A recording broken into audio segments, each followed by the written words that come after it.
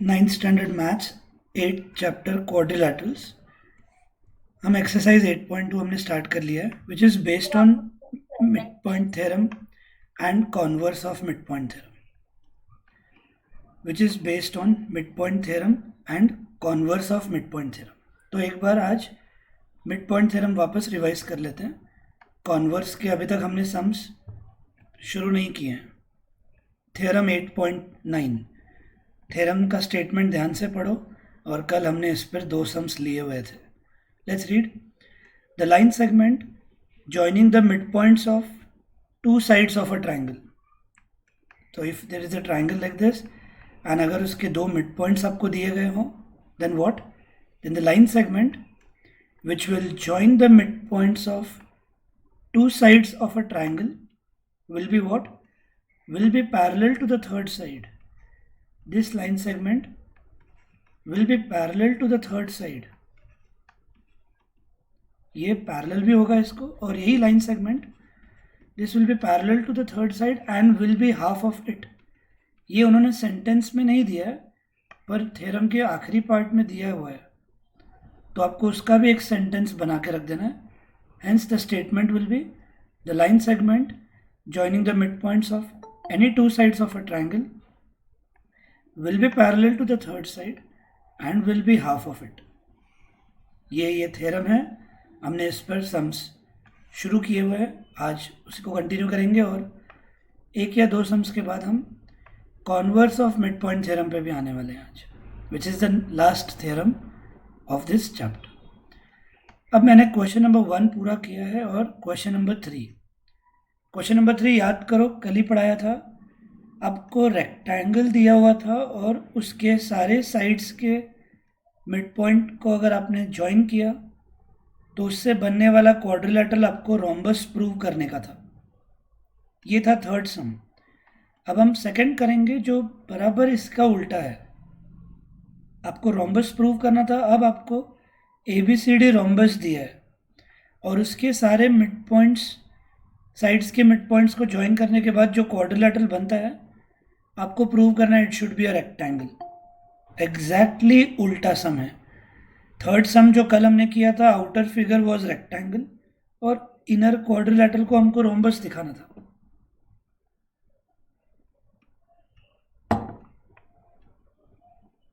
पर सेकंड सम में outer figure is a rhombus और इनर क्वाड्रिलेटरल को हमको रेक्टेंगल दिखाना है, तो ये एग्जैक्टली उल्टा सम बोल सकते हैं हम।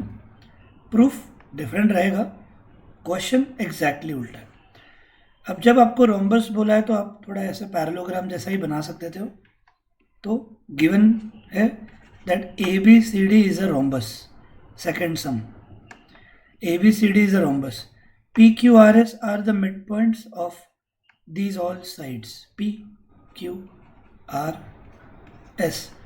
these are all midpoints given to you. Ready? अब क्या प्रूव करना है? Prove that this quadrilateral PQRS is a rectangle. So we have to prove that PQRS is a rectangle. और याद करो पॉइंट क्या बोला था मैंने, कि अभी के लिए ये क्वाड्रिलेटरल है और आपको इसको एक रेक्टेंगल दिखाना है। तो हम पहले क्या दिखाएंगे? आपको खुद से पूछना है, खुद से आपको आंसर देना आना चाहिए कि हम क्वाड्रिलेटरल को डायरेक्टली रेक्टेंगल नहीं दिखा सकते। हमको एक क्वाड्रिलेटरल को पहले पैरेललोग्राम दिखाना होगा।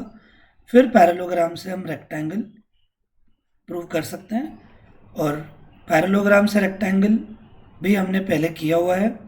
There is one distinguish point जिसको कवर अप करना है, पर पहले देख लेते हैं कि ये PQRS जो क्वाड्रिलेटरल है इसको पैरेललोग्राम कैसे दिखाएंगे।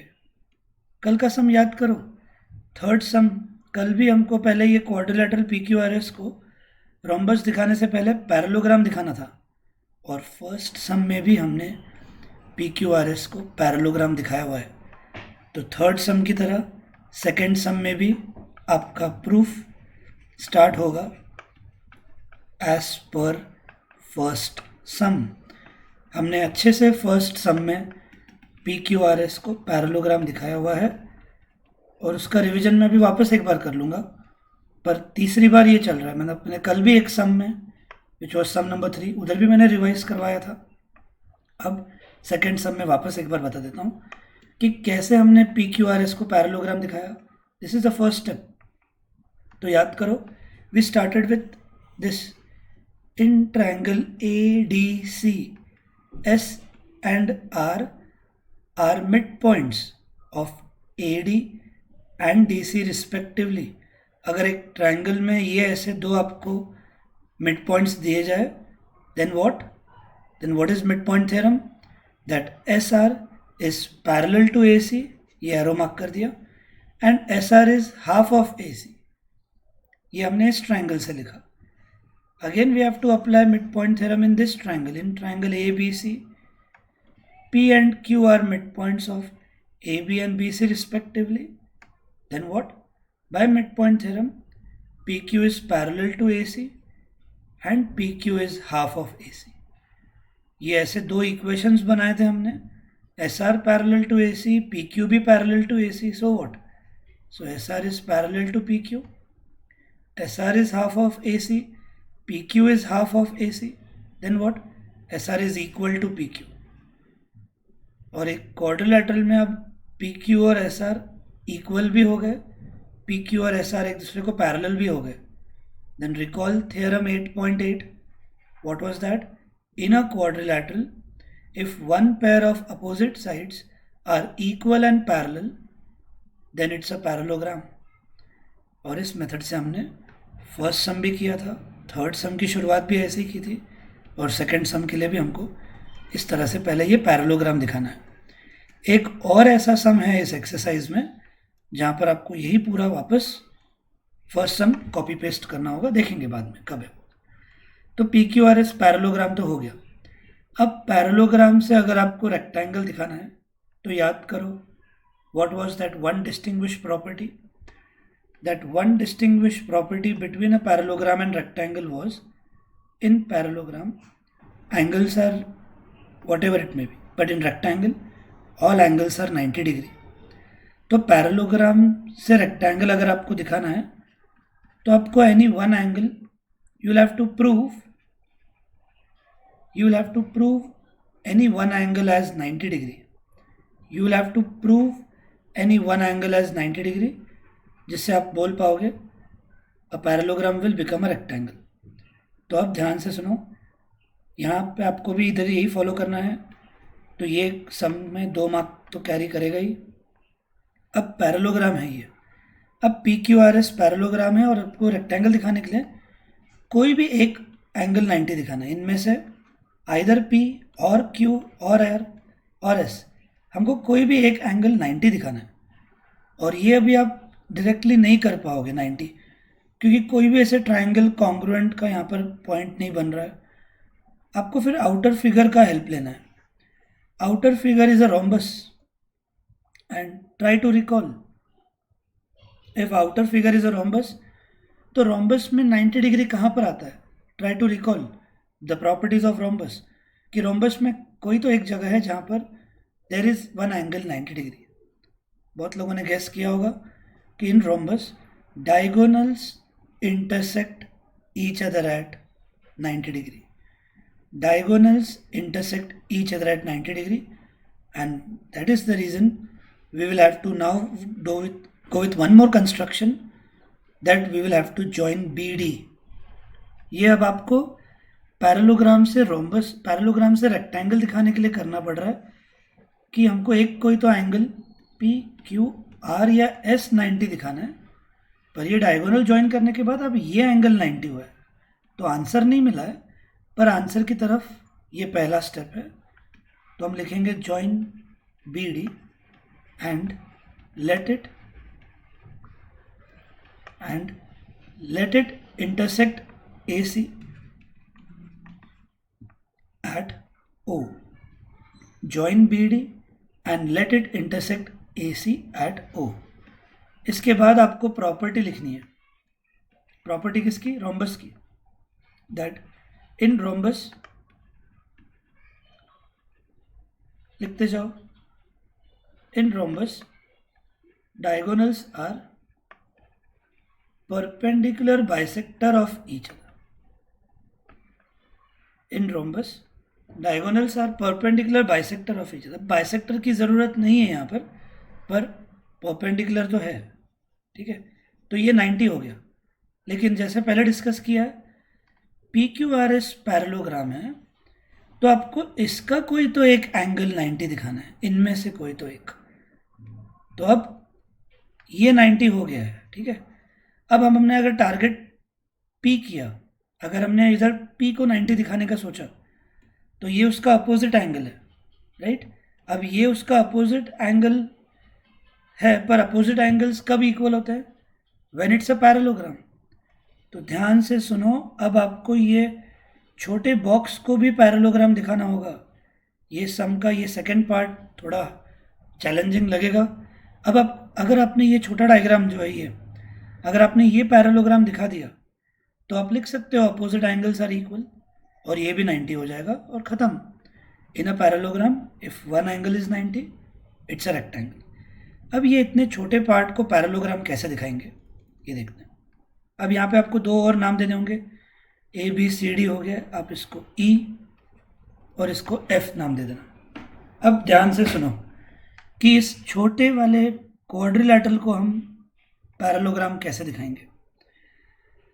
पहला पॉइंट याद करो, हमने P Q parallel to A C लिखा था। क्यों लिखा था पहले ओरली समझ लो, फिर मैं राइटिंग करने वाला हूँ वो स्टेप का।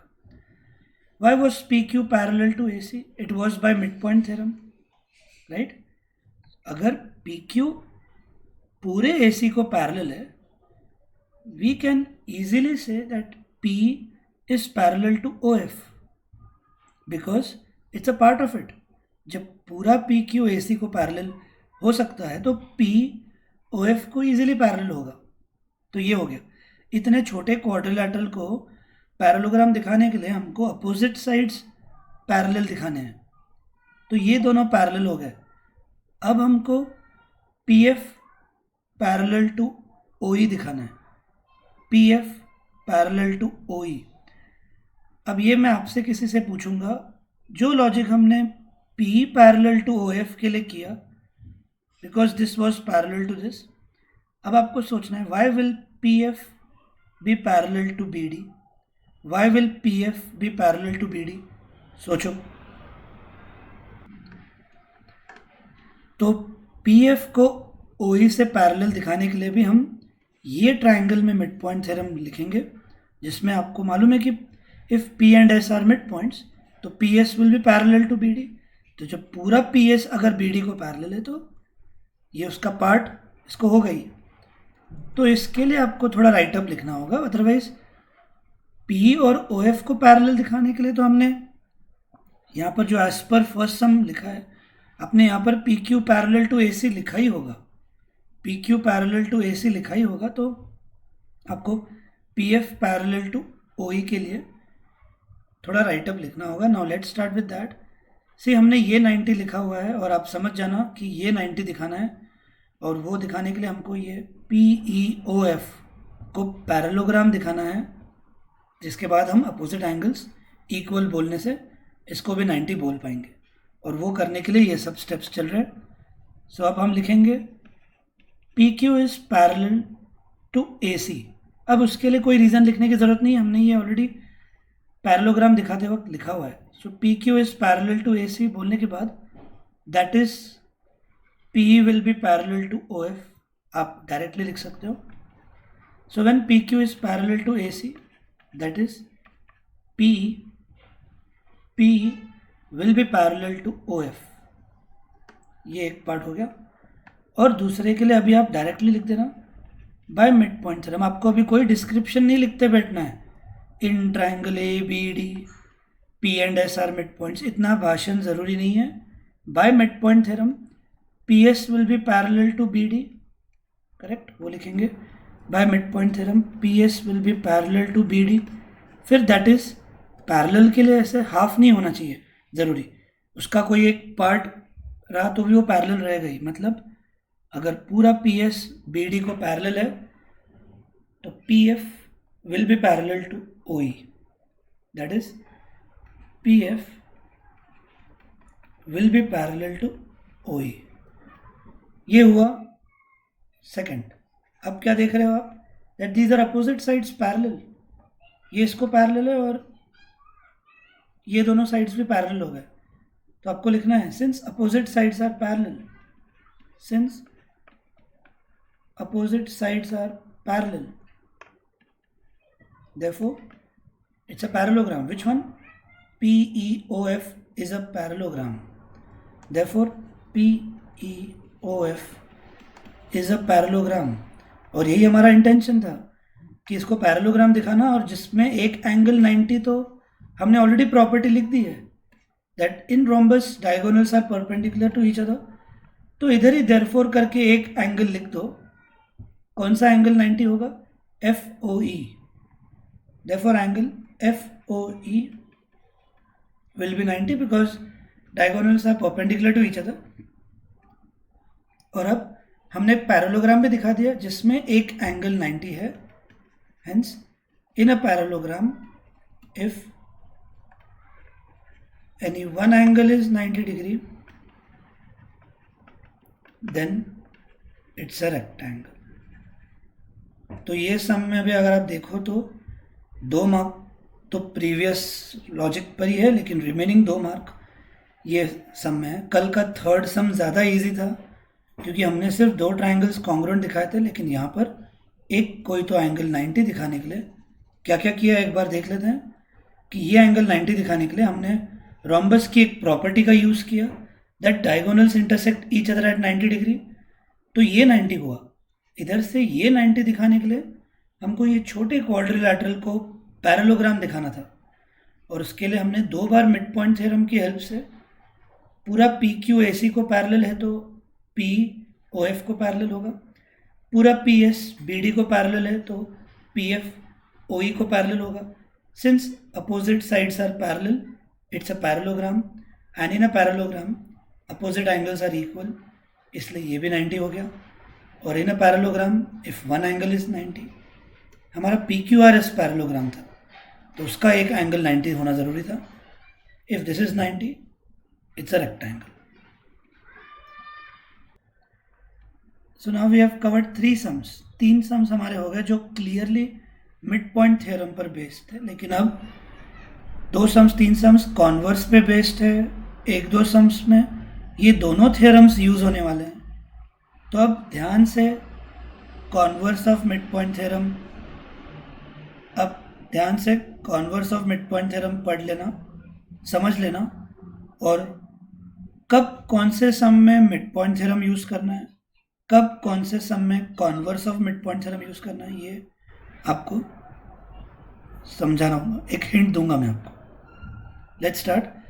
The line drawn through the mid point of one side of a triangle. अब एक ही मिड पॉइंट दिया जाएगा, याद रखो. The line drawn through mid point of any one side of a triangle parallel to another side. If it is parallel to another side, ये 2 चीज़ें दी जाएंगी. अगर ट्राइंगल के किसी भी एक साइड के मिड पॉइंट से अगर हमने ये लाइन ड्रॉ की parallel to another, then what? Then it will bisect the third side.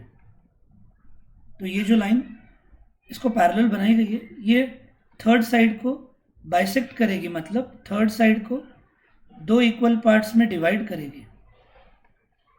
ये कंक्लूजन है उसका. फिर से एक बार. The line drawn to the mid point of one side, let's consider this as first side. The line drawn through the mid point of one side parallel to the second side will bisect the third side. मतलब अगर आपको ये 2 चीज़ें दी जाए, एक mid point और एक parallel, तो सामने वाले साइड का बाइसेक्ट हो जाएगा, मतलब ये दोनों पार्ट्स इक्वल हो जाएंगे. ये इसका कंक्लूजन पॉइंट है. अब आप ध्यान से मिड पॉइंट थ्योरम और converse of mid point theorem में क्या फ़र्क रहेगा देख लो फिर से एक बार. कब यूज़ करेंगे हम मिड पॉइंट थ्योरम? जब आपको 2 मिड पॉइंट्स दिए जाएंगे. अगर आपको एक ट्राइंगल में 2 मिड पॉइंट्स दिए जाए, then what? Line segment joining these 2 midpoints will be parallel to the third side. And will be half of it. ये था मिड पॉइंट थ्योरम। कब यूज करेंगे मिड पॉइंट थ्योरम? जब आपको दो मिड पॉइंट्स दिए जाएंगे। अब कब यूज करेंगे हम converse of mid point theorem? अगर आपको एक ही मिड पॉइंट दिया है और एक लाइन पैरेलल दी है, अगर एक ही मिड पॉइंट दिया है और अगर एक लाइन पैरेलल दी है, then the opposite side will get bisected, यानी ये दोनों पार्ट्स इक्वल हो जाएंगे, यानी ये पॉइंट भी मिड पॉइंट बन जाएगा। ये है converse of mid point theorem. The line drawn through mid point of one side parallel to the another side bisects the third side. तो फिर सामने वाला साइड भी दो इक्वल पार्ट्स में डिवाइड हो जाएगा। This is converse of mid point theorem. अब समझने से पहले एक सम ही ले लेते हैं जिसमें दोनों थ्योरम्स यूज होने वाले हैं। Very very easy sum to clear both this theorems, to understand both this theorems will be the seventh one, जिसमें डायग्राम बहुत ज़रूरी है ड्रॉ करना। मैंने कहा है आपको ज्योमेट्री में बहुत बार डायग्राम्स नहीं देंगे, तो अब आप सेवेंथ पढ़ लो। Try to apply both this theorems, देखो कहाँ कौन सा यूज होगा theorem, and let's get the answer. You try first for a minute. ABC is a triangle right angled at C. ABC is a right angled triangle right angled at C. Just a minute.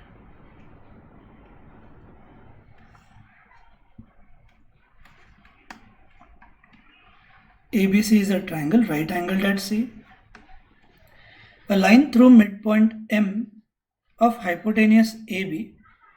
Hypotenuse AB का एक midpoint है. A line through the midpoint M of hypotenuse AB and parallel to BC. M is midpoint. A line through M, which is a midpoint of hypotenuse AB, and parallel to BC, and parallel to BC, intersects AC at D. Intersects AC at D. इतना सब दिया। फिर से एक बार पढ़ लो। एक right angle triangle है।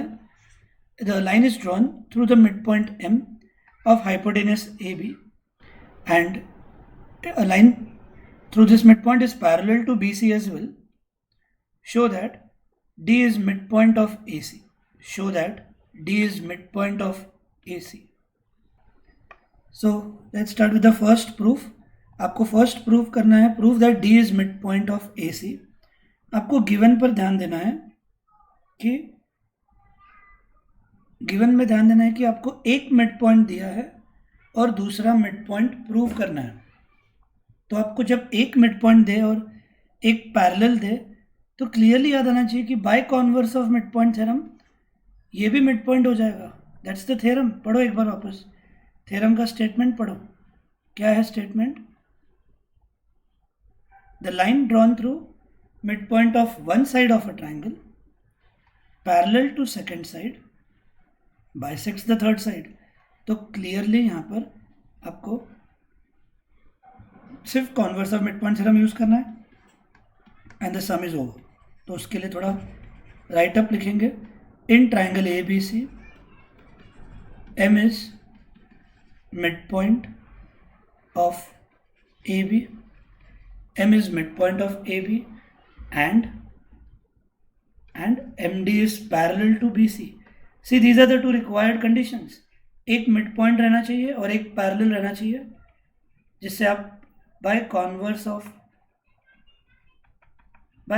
of midpoint theorem आप सामने वाला पॉइंट भी मिड पॉइंट बोल सकते हो। By converse of mid point theorem D is mid point of AC। पूरा थियोरेटिकल प्रूफ है, याद रखो, पूरा थियोरेटिकल। और इस हिसाब से हमारा फर्स्ट प्रूफ हो गया। Now the second question is prove that MD is perpendicular to AC।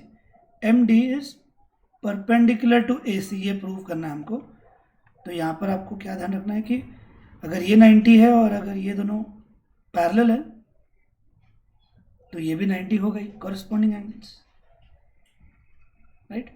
So with that logic हम पहले लिख देंगे angle ADM is equal to ACB, they both will be 90. Reason, corresponding angles, क्योंकि ये एक 90 दिया तो ये भी 90 हो जाएगा, and therefore MD is perpendicular to AC. Therefore MD is perpendicular to AC. The second proof is done. अब थर्ड, क्या थर्ड प्रूव करना है? Prove that CM is equal to MA and they both should be equal to half of AB. अब वो कैसे होगा देखते हैं. Prove that CM is equal to MA and that should be equal to half of AB. अगर हम ये ध्यान दें कि M is midpoint, if M is midpoint, then but obvious AM will be half of AB. AM will be half of AB, मतलब ये तो already है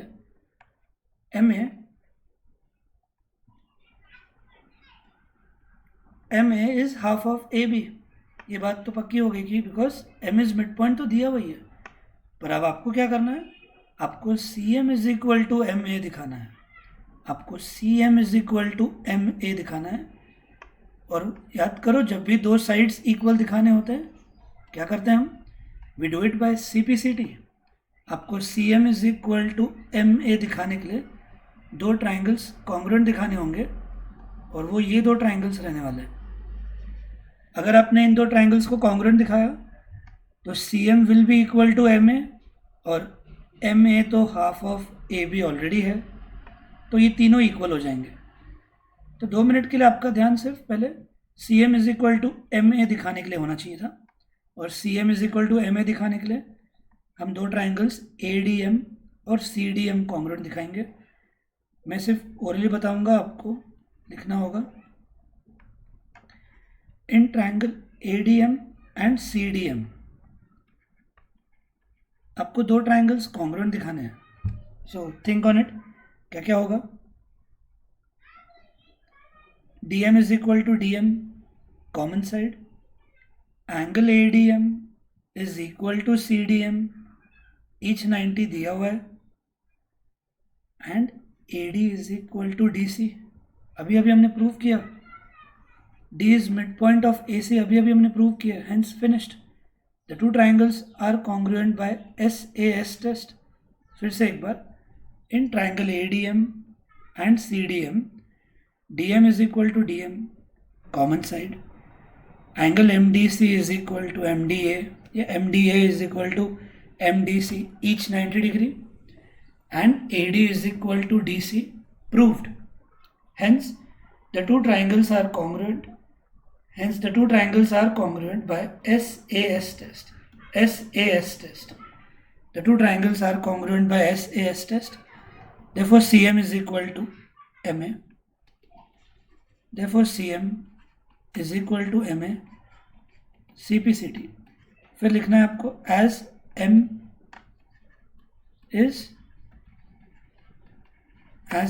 is midpoint of AB, तो हम क्या लिख सकते हैं? that MA will be half of AB. ये लिख ही सकते हैं. इसको फर्स्ट इक्वेशन बोलेंगे CM is equal to MA, और as M is mid point of AB हम लिखेंगे MA will be half of AB, and from 1 and 2 CM is equal to MA is equal to half of AB. तो इसको अब बिल्कुल भी difficult सब नहीं बोल सकते हैं. बहुत इजी शुरुआत था. एक मिड पॉइंट एक पैरेलल दिया है तो सामने वाला भी मिड पॉइंट हो गया. सेकंड परपेंडिकुलर दिखाना है तो कॉरेस्पॉन्डिंग एंगल्स का यूज़ किया लॉजिक, और थर्ड प्रूफ करने के लिए हमने दो ट्राइंगल्स कॉन्ग्रुएंट दिखाया, और विद दैट ये सम भी हो गया.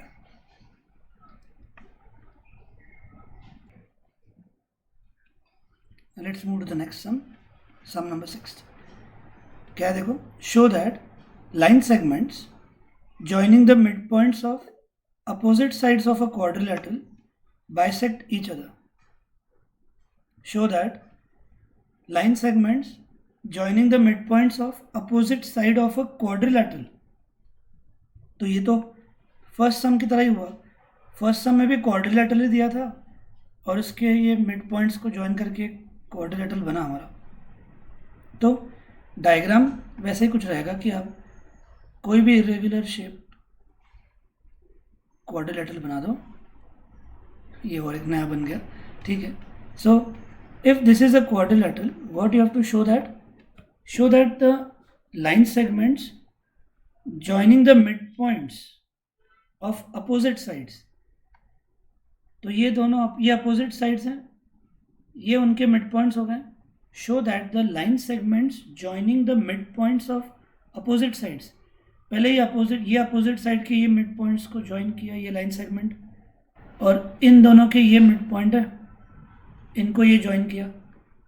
Show that the line segments, ये है वो line segments which are joining the mid points of opposite sides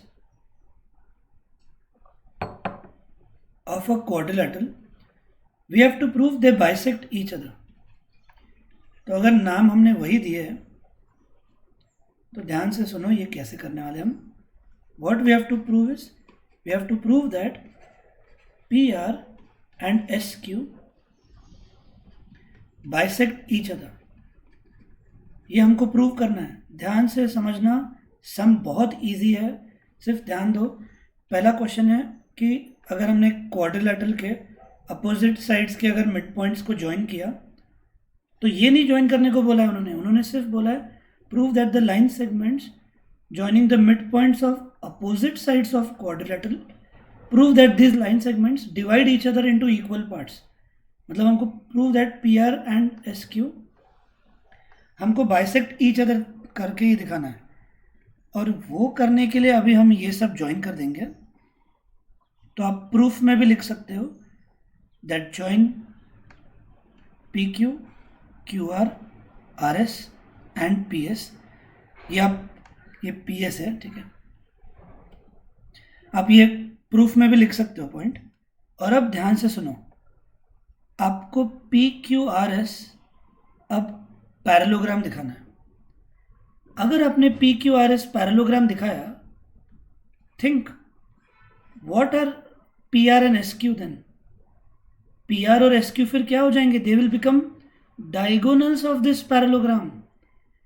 और एक बार आपने इसको पैरेललोग्राम दिखाया, उसके बाद खाली एक सेंटेंस लिखना है that diagonals of parallelogram bisect each other, hence proved, hence PR and SQ bisect each other.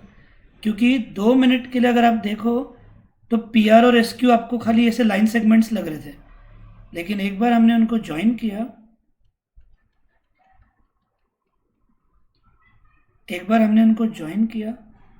और अगर हमने इनको पैरेललोग्राम दिखा दिया तो PR और SQ उसके डायगोनल्स हो जाते हैं।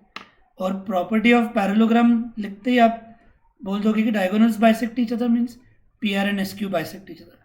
और इसको पैरेललोग्राम दिखाना अब तो चौथी बार होने जा रहा है। याद करो, क्वाड्रिलेटरल के अगर ऐसे चारों मिड पॉइंट्स दिए जाएं तो आपको PQRS पैरेललोग्राम दिखाने के लिए क्या करना होता है? पहले AC ज्वाइन करना होता है, और उसके बाद क्या? एज पर फर्स्ट सम। तो यहाँ पर इसका प्रूफ अब यहाँ पर तो 1 मिनट के अंदर ख़त्म हो जाएगा, क्योंकि आपको पहले इसको पैरेललोग्राम दिखाना है। वो वापस हम लिख देंगे एज पर फर्स्ट सम।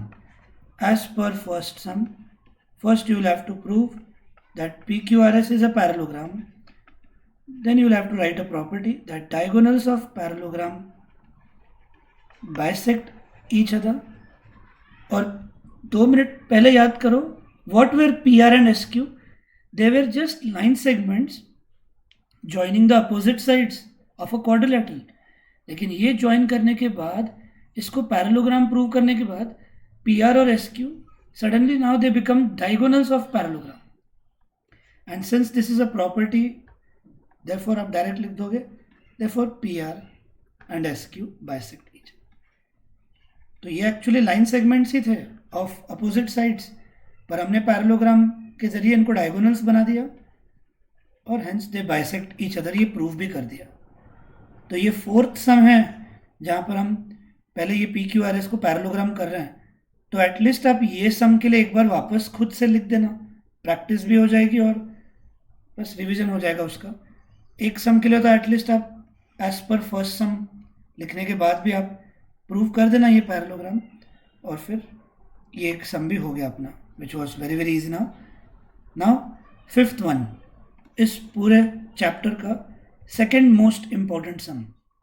मैंने फर्स्ट मोस्ट इम्पॉर्टेंट ये ट्रेपीजियम का कहा था, जो मैंने एक रिकॉर्डेड लेक्चर में कवर किया है, कुछ लोगों ने किया होगा अच्छे से। और अब ये सेकेंड मोस्ट इम्पॉर्टेंट सम रहेगा जो हम नेक्स्ट सेशन में करेंगे, वो एक एंड फोर्थ, ये दो ही सम्स बाकी है। और ये दो होने के बाद I will teach you these two theorems, mid point theorem and converse of mid point theorem with proof. ये चार चीज़ें अगले सेशन में हो जाएंगी, and then we will finish all exercise sums and all theorems, and after that there are 8 solved examples also to cover up, पर वो revision के लिए 2-4 दिन के बाद गैप रख के हम प्लान करेंगे। So this is how this sums are over. इनकी प्रैक्टिस करो।